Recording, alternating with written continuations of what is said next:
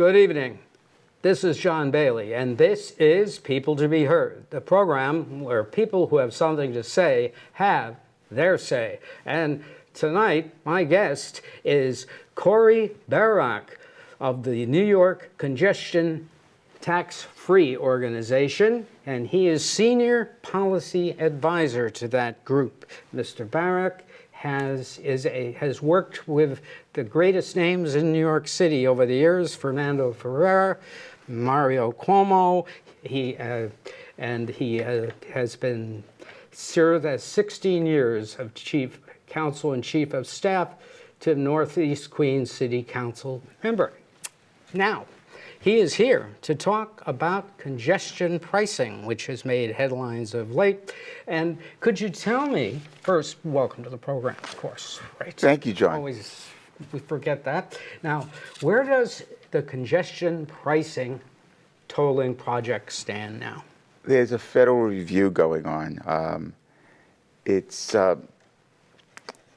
Basically, the United States Department of Transportation is reviewing environmental data applicable to this toll tax scheme, and the nature of the review remains a contentious issue.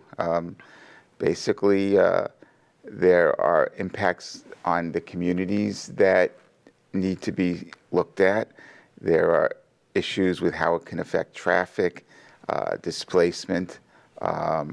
This was also look at the economic impacts. So all these things have to be looked at in a real sense, and that information has to be prepared, and there's an opportunity to review that and look at the impacts and then respond to that. And it's not just a simple thing. It's a lot of data has to be gathered. A lot of people have testified and submitted their comments about the community impacts and their concerns as well, and how they're affected. And obviously there's not just impacts where businesses and residents live in this pricing zone, this toll tax scheme zone that they have in Manhattan south of 60th Street, but it has impacts, where uptown, downtown, where people may decide to now, instead of going into Manhattan, if they're going to leave their cars someplace above that, where do they stop? Do they seek to try to find parking on the east side or the west side of Manhattan? Do they stop, just outside of Manhattan in Brooklyn Heights, downtown Brooklyn, Long Island City, Astoria, as the case may be? And those would be all interesting issues that have to be looked at. And there's a concern. And of course, there's the economic impacts as well. Now, at what stage is this environmental review? The MTA was saying they wanted to implement this about 7 or 8 months from now. Well, they have to. It remains to be seen. We're not going to share publicly our plans to respond as things come out.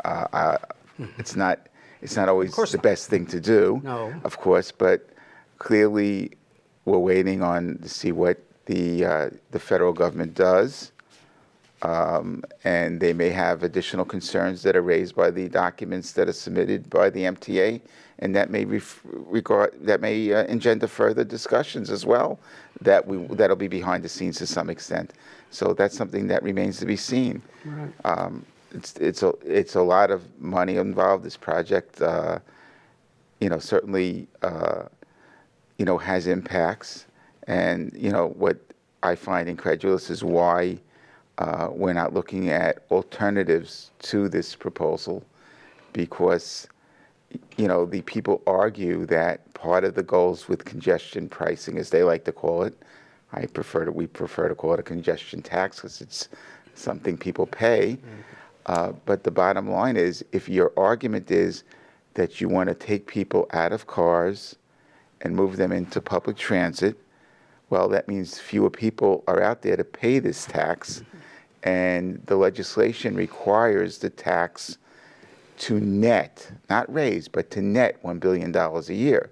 So if there's fewer people paying it, those fewer people got to pay a lot more dollars. It's simple math. And there are costs to the system. The Bloomberg plan it worked out that $3 of every 5 collected was going to go to the operation of the system. This may be less, maybe, but the point is, We don't we're have talking about a net. Yes, we don't And, have a projection. Huh? and that's, it's always really spurious whether this can really raise the dollars they seek to raise to bond. And as you know, there's been federal stimulus dollars that have been coming in that a lot of it goes towards the capital plan. And there's been, government has had some surpluses as well.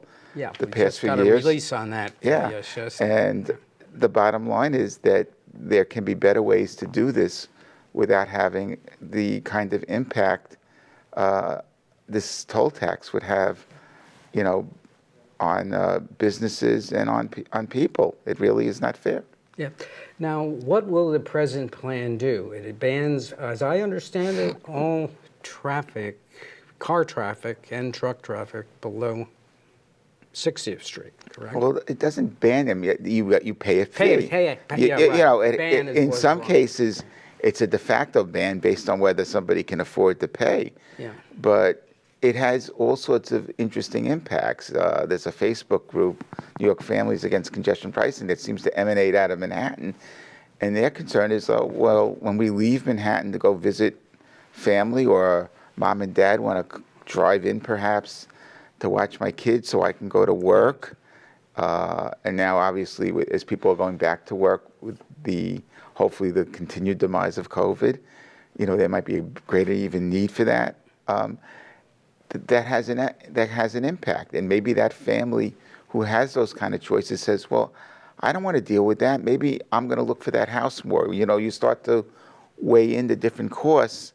And if mom and dad have to pay X amount of dollars and I'm going to reimburse them, maybe I'd rather put that money into a house someplace else. And if that house someplace else is not even in the city of New York, we lose that taxpayer to some extent, and the economic activity that goes with that. Unforeseen consequences. Right, and then the other thing to go with that we haven't really looked at is, because of the changes in how businesses are operating, and there's probably a significant movement to less than a 5-day-a-week in the office kind of situation. Some of that office space, some of that commercial space in Manhattan may be moved to become residential. And again, you have essentially a more and more of a mixed use kind of zone, if you will. It's not like it's just commerce. The zone in London is pretty much a place where there's commerce going on and not really living. So it's a different circumstance where you have people coming in and out. And people who live in Manhattan, for example, have said, what about if I'm ordering something from a business in Queens or in Brooklyn? Now that's going to cost me more because they have to pay that toll tax when they come in. And people haven't looked at that. Mushrooms. Right, so it can have, where does that have, it increases costs in ways that we don't want. That they've talked about, in a different fashion, reducing the gasoline tax temporarily in the hopes that that tax, by no longer being in place, will help lessen the impact on people who drive. We're paying, over $4 a gallon now. Yes. When they need to get in a car, or if there's a business operating delivery vehicles, small businesses using, let's say, box trucks, for example. This seems to be the opposite. That this is like an add-on kind of tax, as opposed to a tax based on people's ability to pay, and that needs to be really considered. Yes. And there are so many other measures. If people go to our website, keepnycfree.com, again, keepnycfree.com, we have reports. We have on the economic impacts. We have a number of places where you can view different alternative revenue measures that are fairer and would be more stable in that regard, to the extent that you need that. What kind of method has been decided upon to collect the tolls? And because I asked the MTA about this, and there was absolutely no response. They seem to be looking at a system similar to the cameras on the bridges and tunnels that we are experiencing right now. The interesting issue is if you don't have an easy pass, how does that get collected? And might you end up being charged more? They're going to take pictures of your license plate. There's vendors involved in that. So there's a whole system. Like the red light camera system. Right, but the point is, if you just went to other revenue measures, it doesn't involve an infrastructure, and it's more cost effective. Instead of, you don't, again, because you have this system that's based on the concept there's always going to be that user out there. At the same time, when you want to try to encourage that user not to exist or to use their car less frequently. And to the extent you're targeting, drivers as opposed to the delivery, but even the small business people who are delivery vehicles, but to the extent that you are trying to move people out of cars, you're not going to have that. You're going to have a much bigger impact on a smaller amount of people who remain, if in fact that would induce people to drive less. Affects the whole way of doing living. Business. If you will, the universe of people who might be paying this fee can end up being diminished, and then you got to raise it a lot. And right, for once those, it's and, in, right. But the point away. is that person maybe who needs to come in for a medical appointment. They're being treated for cancer. The husband's driving in the wife regularly. And there's a cost to that, and that needs to be that really needs to be considered when they do these things. Yes. Now, there are a lot of cross streets, east-west, all around the lower half of Manhattan. There are a lot of avenues, I think 12 or so. Would every street have to have a gantry? Well, some of them are one way in the other direction. That's right, exactly. But short of that, almost every street would likely have to have some sort of gantry. And, if you live on a block, what will it look like? Will it be unobtrusive or obtrusive? Will there be something that goes almost like across the top of a street? It's not clear about things like that. When you think about the bridge holes. But any estimate on how many gantries would have to be put in place? I haven't counted out the individual number of streets. I was trying to count the tiny map. Right, but you're talking about a lot of them. Yeah. And there may be issues on individual streets about how you approach or not. And you actually may need to have some. Supposedly, if you're going to get on, let's say the FDR Drive, for example. So if you come off the Ed Koch Queensboro Bridge, do you pass through a gantry and then pass through another gantry that takes it off? Things like that would need to be addressed, in terms of the logistics. Because supposedly if you're going to just go straight onto those roads, those routes uptown, if you will, supposedly you would not get charged. But could there be a mistake? Could there be, those are issues that can end up coming up. Right. Now, I wanted to tell everybody that we're talking with Corey Bearak, the senior policy advisor to the Keep New York Congestion Tax-Free, NYC Congestion Tax-Free, who is telling us all that you don't know about congestion pricing. And do I understand that that it permits no cars or trucks without paying a toll from 60th Street on down? Yes. That's actually what it does. Right. It would apply to almost every kind of vehicle that enters.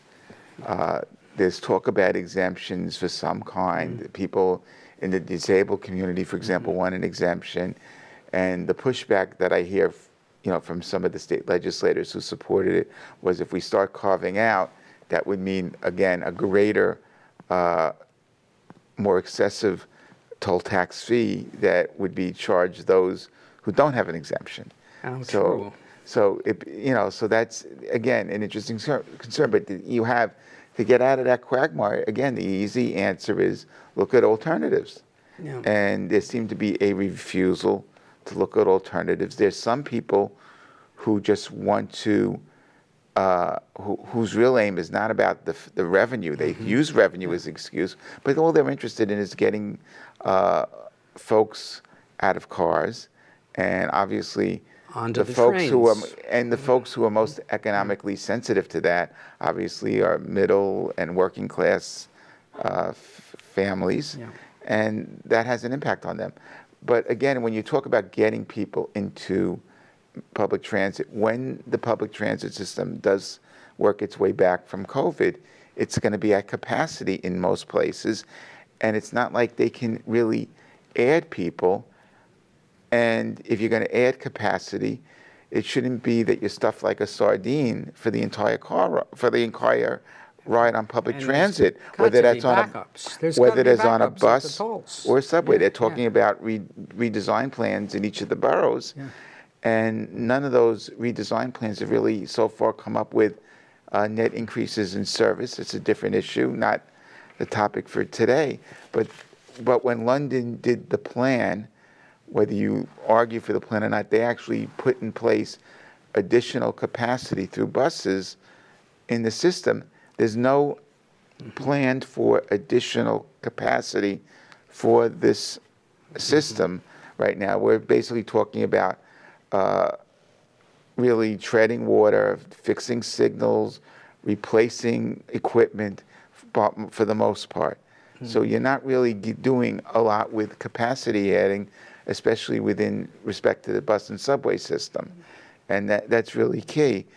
And so you taking people out of a car and packing them into the subway system and the bus system alone doesn't do the trick. And you really need to add capacity to do that. And the capital plan doesn't do that. And if you're talking about a goal to take people out of cars, and there's people who philosophically just don't like the car and want people on bikes or walking or on public transit, and that's fine if that's what your philosophy is. But the point is, if you're a student and you're going to school and maybe you're going to Bronx Science and you are in another borough, you want to be able to sit down and open your books and study. You don't want to be packed standing up, holding your books and you can't even really read. Or if you're a professional, maybe you need to look at some morning newspapers to see what the facts of the day are and how that'll affect the markets. If you, again, are stuck in a crowded bus or subway with no seat, you may not be able to do that as well. And plus, it's the comfort, it's not comfortable and all that. You're wearing, maybe you're dressed up well and all that, and now you're coming out crinkly. The idea, you can endure things like that for, let's say, a short time, but you shouldn't be put on that, for an hour or more. And so these are consequences that planners aren't thinking about or caring about. And you're supposed to, be... They certainly don't seem to be thinking too much about it. You need to be people-oriented in all of this. And the congestion pricing or the toll tax scheme is not a people-oriented scheme in this. It's some people who philosophically just want to kill cars. And I think about it as a way, it's almost like it's benefiting the wealthiest of the wealthy, because then they'll be able to get around Manhattan really easy because there's no cars around. They're not going away anytime soon. Any idea of the cost of installing this toll installation as opposed to the revenue they think they're going to get?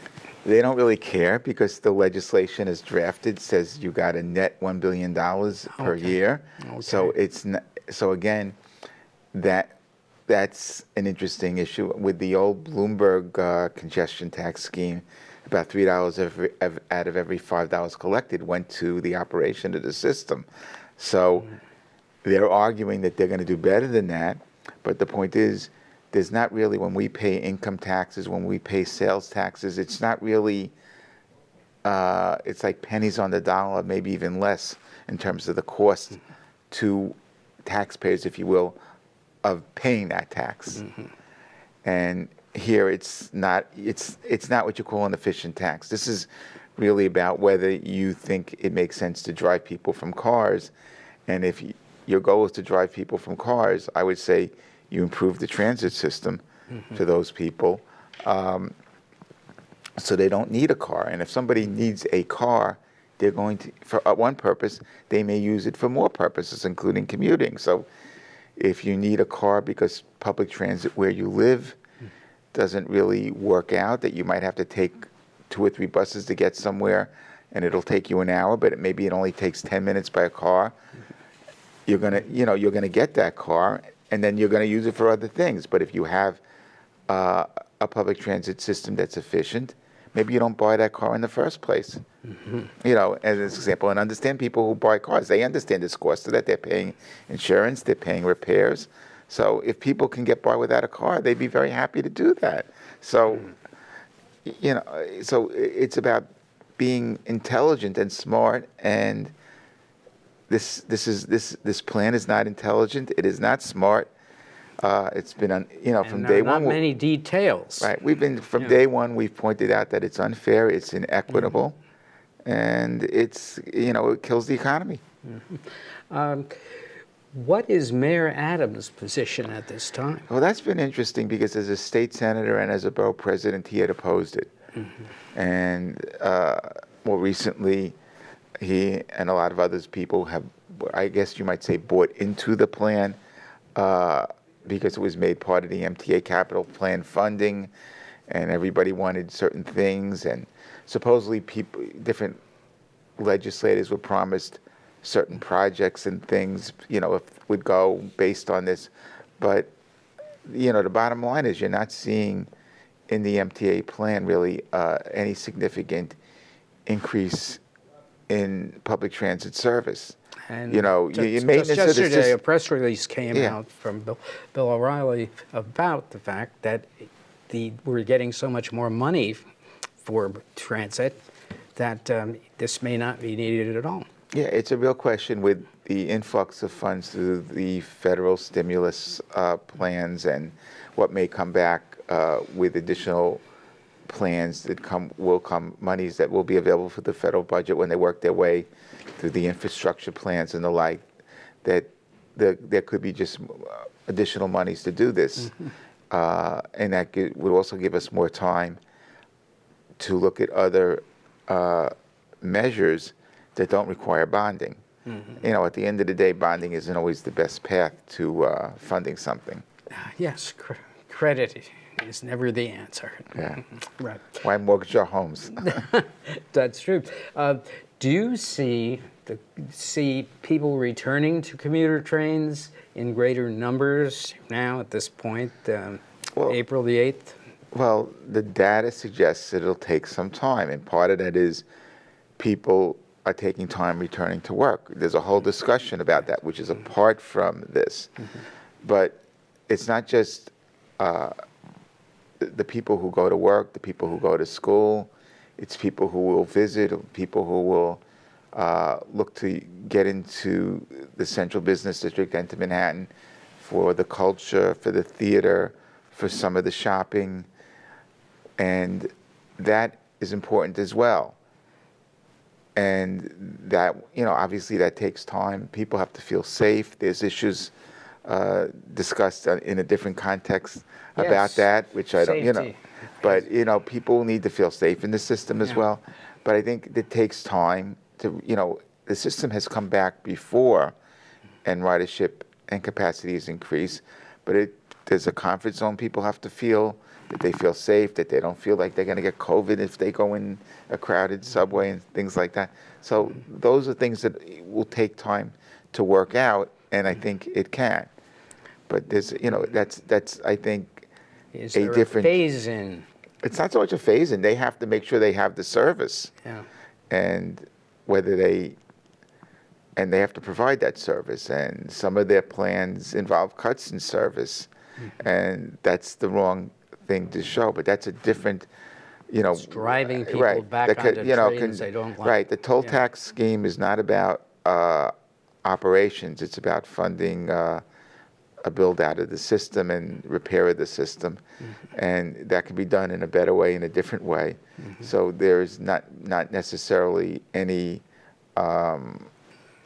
connection between ridership and building the and the capital plan. We're coming to the end of our program.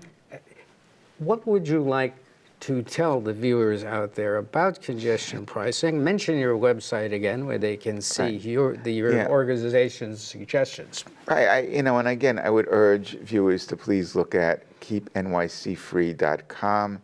That's our website. It includes links to other folks who have issue with congestion pricing, including folks from New Jersey. We have on our links page, and they're also concerned about it as well, because there's tolls that they pay to enter from the Hudson Riverside, and they're thinking they're going to get hit twice now.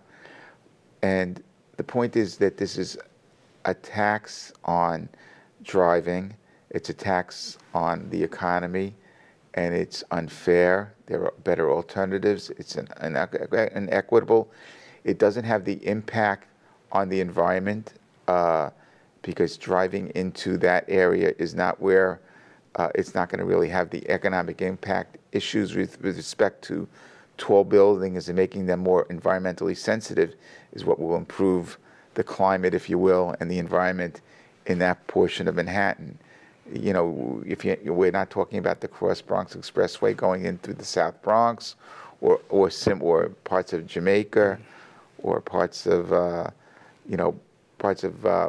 Brooklyn, where there are these kind of environmental impacts. You're not dealing with that here, and so there's no environmental impact really that we're gaining in a real sense by doing this toll tax scheme at all either. Right. So it hurts the economy. It doesn't meet for the environment. I've had a long history on working on environmental initiatives, many of the most important environmental initiatives that happened in the city during the 1980s, for example, and early 1990s. So, I feel I speak with authority from that in that regard. Yes, well, Corey Bearak, the Senior Policy Advisor to NYC Congestion Tax-Free, you have been heard. Thank you very much for all these insights. Thank you very much, John, for having me here. Right.